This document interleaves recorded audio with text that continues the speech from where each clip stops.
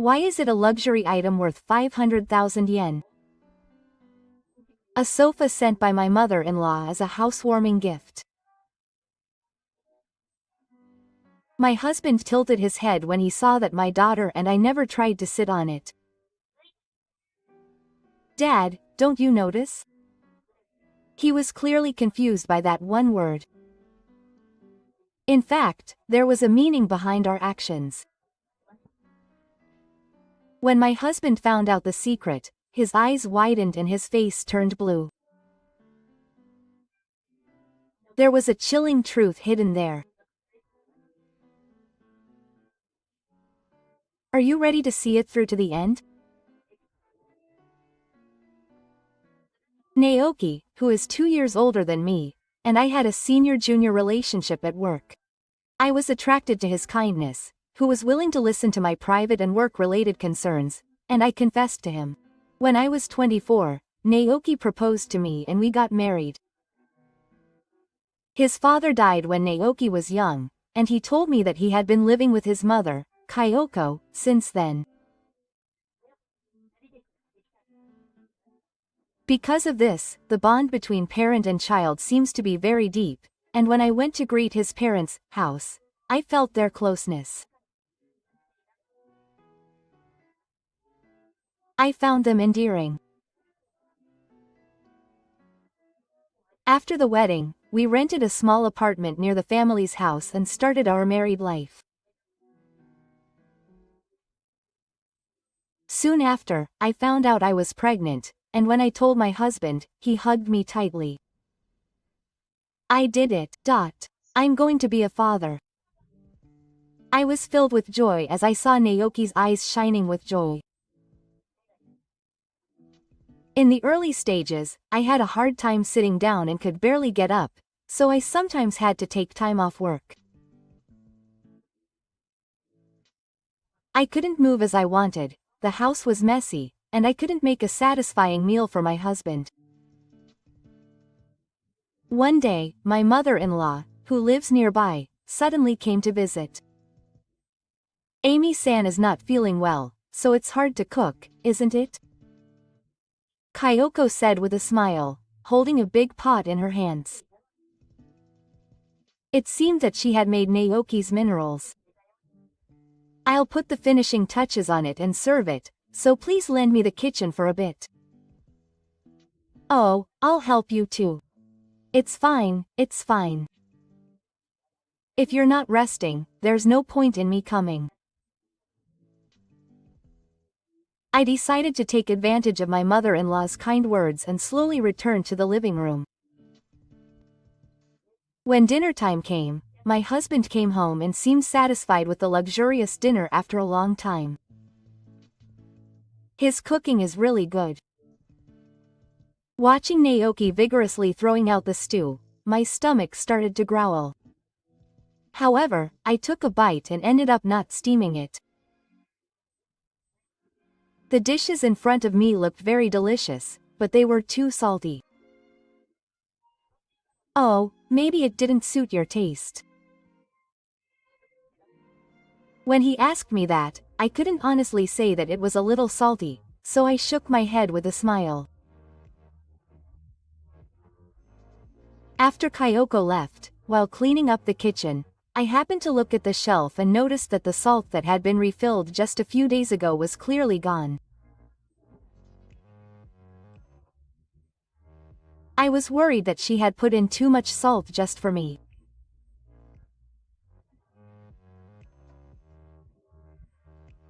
After that day, my mother-in-law started bringing meals frequently, but everything was always strong tasting, and I was worried about taking in too much salt as a pregnant woman. So I started pretending to eat and secretly getting rid of them.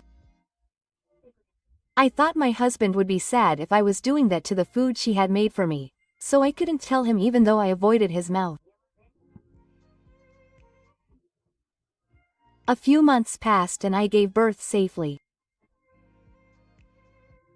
My parents' house was far away, and it would be difficult to go home with my newborn daughter Yu, so I decided to stay with my parents for a while after I joined the team.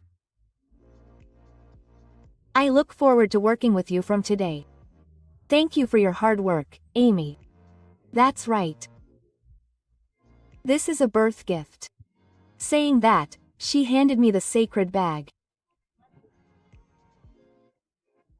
I thanked her and opened it, and inside were several baby clothes, but they were all obviously worn-out clothes. Were these hand-me-downs from someone? I was confused and thought, and my mother-in-law said with a smile, "Did you buy this at a thrift store? You can still wear it." Quote. I was surprised, but I couldn't say anything. Most of all, children grow up quickly, so I told myself that maybe it was my sense that was off, and she didn't seem to care much about it. Or rather, it was so difficult raising a child for the first time that I didn't have time to think about such things. Even when I changed her diapers and fed her milk, when Yuna would lose her balance, I wanted to cry too. It's not because you're spoiling her. Normally, it would be a big deal. Kyoko didn't give me any advice, she just coldly dismissed me. But strangely, when Naoki was there, my mother-in-law was like a different person, kind to my daughter and me, and told me that I was doing my best to raise my daughter.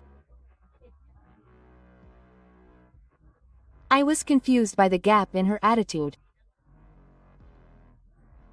Furthermore, as Yuna grew little by little, Kyoko started to interfere in her child rearing.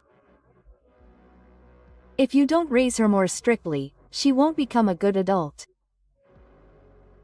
But I want this child to be free to do what she likes. No.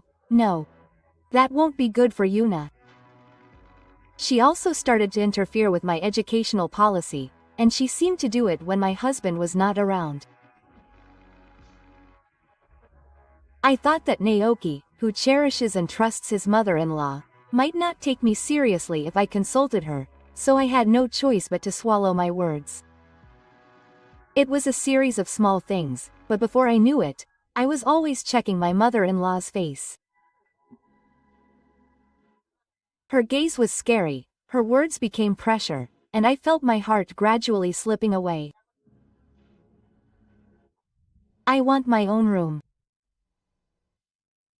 My daughter said this just before her 10th birthday. My husband and I had always wanted to provide a good living environment for Yuna as she grew up. We found a nice piece of land a little distance away from her parents' house, so we decided to build our dream home. A few months later, the house was completed and all that was left was to move the large furniture. Then suddenly, a large package arrived at our house. The sender was my mother-in-law, and it was a large sofa with a luxurious feel. Shortly after, Kyoko came and asked with a big smile, "How do you like it?" "It's a housewarming gift from me. It cost 500,000 yen, so you should take good care of it." We looked at each other at her reaction. The sofa was a heavy dark brown kawabari that did not match the natural taste of the living room we chose. Moreover, it was so big that it made the room feel small when it was installed. To be honest, I was confused because we had not consulted her beforehand. My mother-in-law is usually very frugal and hates wasteful spending. So why did she suddenly give me such an ineffective gift? I felt strange. However, I couldn't return the gift, so I decided to put it in the middle of the living room. However, I felt uneasy and uncomfortable every time Yuna and I sat there. One day, while we were spending our days like this, Kyoko came to visit our house. And as soon as we entered the house, my mother-in-law smelled a scent in front of me and Yuna. "You're old enough to bring your child to an Idol concert, aren't you?" My daughter has a group that she has been supporting for a long time, and we were able to get tickets, so we decided to go to the concert together. I was sad, but her words, which seemed to deny it, made me feel sad. Kyoko continued to stroke the sofa in the living room with a satisfied look on her face. This house wouldn't look good without such fine furniture. Seeing her like that, I felt an indescribable sense of discomfort growing. Not only that, but when I came home from work, I often felt that something was wrong. While I thought it was just my imagination, the feeling grew stronger day by day, and finally Yuna and I realized a certain possibility. I thought maybe I should talk to my husband about it, but we couldn't find a time to talk to him. When my daughter and I came home, we were sitting on the floor, avoiding the sofa. "Why don't you sit here? It's a luxury item that costs 500,000 yen, so it's comfortable to sit on." He tilted his head and asked. I thought that this was the only time to talk to my husband, so I said, "You see," and took his arm and took him to the kitchen. "Daddy, don't you notice?" Yuna followed me from behind and said boldly, and Naoki looked serious. She asked me back what I meant. My daughter looked up at my face once, then continued, choosing her words slowly. When Yuna and I talked, my husband's face changed drastically, and I could see that the usually optimistic man was clearly shaking.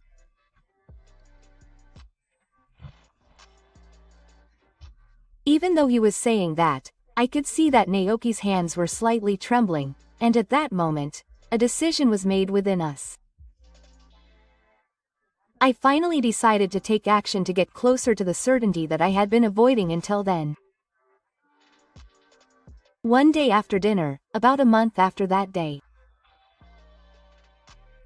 "Shall we take out this sofa with the kids next Friday?" Yes. After all, it doesn't fit the atmosphere of the house, and the living room feels small. Naoki's suggestion was also a son. My daughter joined in and said that she was thinking the same thing. So, without any deep discussion, the conversation ended as it was just a casual chat. Then, on Thursday afternoon, the day before the day we were supposed to dispose of it, my mother-in-law came to our house and, as soon as she entered the room, she wrote down something in front of the sofa and started to search for something. That was close. So, I was about to head to the entrance with Kusa-san, but just as she was about to open the door, we ran into each other. Kyoko opened her eyes wide and stood up, clearly shaken. What were you doing in the house, Mom?" "Oh, aren't you working?" The door was unlocked, so I thought it was dangerous, so I went in. When I asked her quietly, she started making excuses as if she was in a hurry. "Did you come in because of that?" I took a step forward and asked her, and she looked surprised. After she was at a loss for words, I pretended to be desperate and expected something. I quietly told her that I wanted to talk in the room and invited her in. When I entered the room, I immediately took out my smartphone and played the video to show her. "Mom, what are you doing?" The screen showed her sticking her hand into the armrest of the sofa. However, Rebo's face was red, but she denied it, saying she didn't know.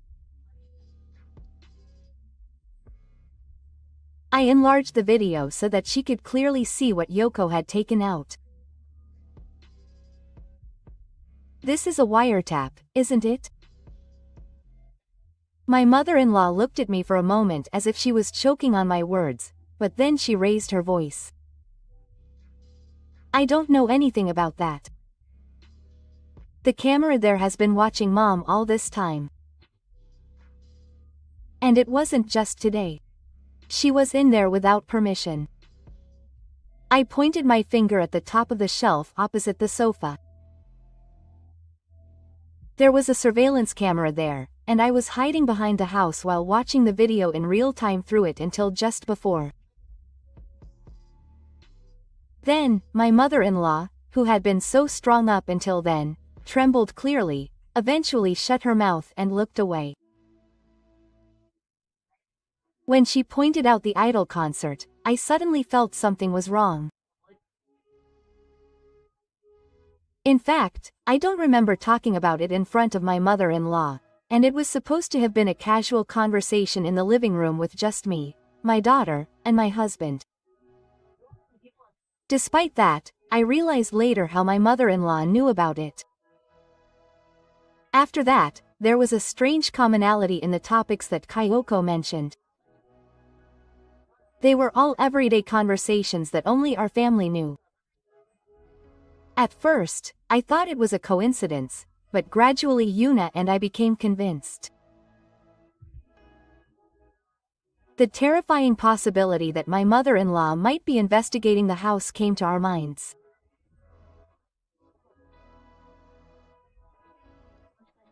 Then, we thought that maybe something was planted in the sofa that she had sent unilaterally.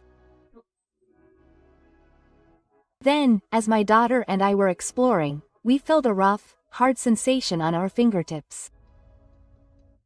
We timidly looked through a small gap and found a small recording-type eavesdropping device hidden there that we had never seen before. We looked at each other as we held Yuna with trembling hands. After that, she stopped spending time there. Unable to immediately decide what to do, Yasaki was about to consult with her husband. When asked why she wasn't sitting on the sofa, she confessed everything. Naoki didn't seem to have noticed until we told him. Since it was a recording type, our family thought that my mother-in-law must come to collect the data regularly, so we came up with a plan. In order to capture the scene and obtain solid evidence, we decided to pretend to continue living a normal life. We were strict about only inoffensive conversations in the living room, and made sure that important conversations were held in a private room or outside. We also installed several hidden cameras in the house. Inside and outside the entrance, in the living room, in the bedroom, and around the sofa. We had hidden surveillance cameras in all the places where Kako might get in. Then, on a weekday afternoon, we saw my mother-in-law using her avatar to enter our empty house. She entered the house, headed straight for the sofa in the living room, and reached for the armrest with a familiar hand. Then she took out the recorder, operated it somehow, and put it back. She repeated this action over and over. This behavior did not happen just once. When I checked the video, I found out that my mother-in-law appeared at roughly the same time on a certain day of the week. That was the day when I came home and for some reason felt a subtle strangeness in the atmosphere of the house. That was the moment when everything came together. She heard that the sofa was going to be thrown away and came to get it in a hurry because she didn't want to find a wiretap. Kyoko looked happy for a moment, but her face quickly distorted. You deceived me. The story you told her was a lie to lure her out. What are you being victimized by? Think carefully about who is at fault. When I told her quietly, my mother-in-law stood up with enough force to knock over a chair. Of course. Hunter can't go. Her eyes were strangely lit, and she seemed unable to contain her emotions. From then on, she couldn't stop talking, as if she was spitting out all the hatred she had been building up deep in her heart. You took away the son I had been cherishing and raising for so long. He was so cute, but he changed completely after we got married. My mother-in-law cried out, clenching her fists in frustration. When I heard that she was pregnant, I really hoped that she would die. Her confession sent chills down my spine. She had intentionally put a lot of salt into the food she brought, pretending to be considerate of my seating, hoping that I would develop high blood pressure and get pregnancy poisoning, and my bad premonition was correct. My mother-in-law raised her voice and said that she was disappointed when she found out that the baby was a girl. If she had looked like Naoki, it would have been fine, but she looked just like you, so it made me even more angry. That's why she thought it was a waste to even give me a baby gift, and gave me clothes she bought at a thrift store as a way of harassing me. I thought that if I harassed her, she would get a divorce, but that doesn't happen that often. You too. Kyoko grinned, her face full of malice. I was simply astonished rather than angry at the words that came out of my mother-in-law's mouth one after another. When I heard that we were going to build a house, I thought for sure that I would live with you. And yet, she deliberately built it in a place far away from our house and lived happily with just the three of them. She couldn't accept that, so she sent a slightly expensive sofa as a housewarming gift and set up an eavesdropping spy on it. Why did you do that? What's the point? You can at least feel like you're living together. If you put it in the living room, you can hear the daily conversations of the family. Kyoko said this with a dazed look on her face, and I even felt cold at how strange it was. She made it into an old-fashioned recording type because she didn't like machines. It was a shame that I couldn't listen to it in real time, but I looked forward to collecting it every week and listening to it. My mother-in-law didn't feel guilty at all about eavesdropping on her family's life. That's why she even made a key for it, right? Yes, that's right. I secretly took it home when she came to visit before. I made it and returned it right away, so you didn't know. I can't forget the look on Kyoko's face when she lifted up only one wide-angle lens and laughed.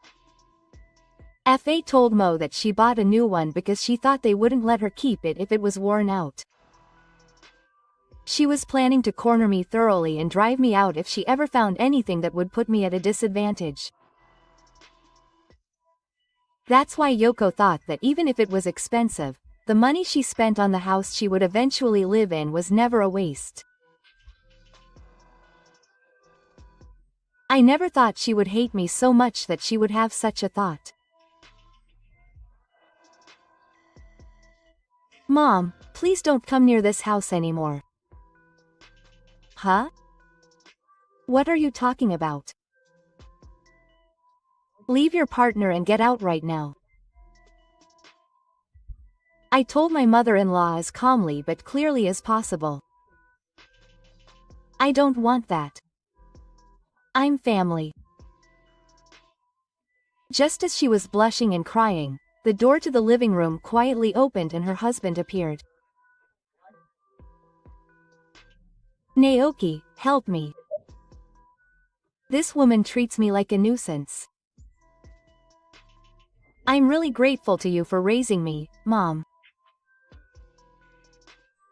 But I don't want you to interfere in our lives anymore. My mother-in-law's eyes widened at her husband's kissing words. Then she stood there, crying and clinging to him. Even Naoki has abandoned me. I'm a mother. We're blood relatives. Kayuko's desperate cries echoed through the living room, but she didn't look away from my husband and just shook off his hand. Then she turned around and grabbed me, grabbing the hem of my skirt. "Please forgive me, Hami-san. Please say something to Naoki. It will be a good lesson from now on, so let's get along again." My mother-in-law pleaded with me in a weak voice. However, I took her hand off the hem and took a step back. This is not about forgiveness or not. I just can't forgive what my mother did. There is no trust between us anymore. When I told her that, Keiko dropped her shoulders and fell to the floor as if she had lost all her strength. Naoki and I looked down at my mother-in-law in silence, and her voice was quietly echoing in the living room. After that, we decided to have her sign a no-contact agreement through a lawyer. My daughter refused, crying loudly, but she finally signed it. She now lives alone, but I guess this is just what she got. Meanwhile, we sold our sofa to a recycle shop. I feel relieved that we are finally free from the curse of my mother-in-law. Now, our family of 3 is living peacefully. From now on, I hope to live happily surrounded by my favorite furniture.